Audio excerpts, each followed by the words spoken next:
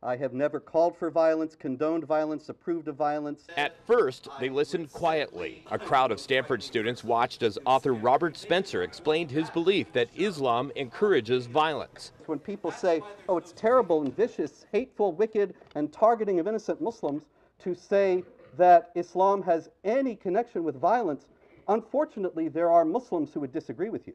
Spencer made it through half of his speech, sponsored by the Stanford College Republicans, when the audience suddenly stood up. Hello, fascists. And more than 100 people, the vast majority of the crowd, quietly lined up and walked out the door. But the real indictment of what you are doing now lies with the Stanford administrators. All the while, Spencer continued speaking, even called them fascists. And so you are the children and heirs of the fascists and the Nazis. You were totalitarians. You are against freedom of speech and free society. I will not continue funding hate speech on this campus. After the speech, hundreds gathered here for a rally, including many of the folks who walked out of the speech. We're not arguing against free speech, right? That's not what we're saying, right? We're saying we want to have intellectual discussion from a culture of respect. The rally was loud but peaceful. A purposeful effort was made to refrain from the kind of violence and property damage we've seen on other campuses. We just decided we're going to have our own event outside because this is what freedom of speech looks like. This is what a culture of respect looks like, you know, not what's inside. At Stanford University, Joe Vasquez, KPIX 5. Administrators, email them.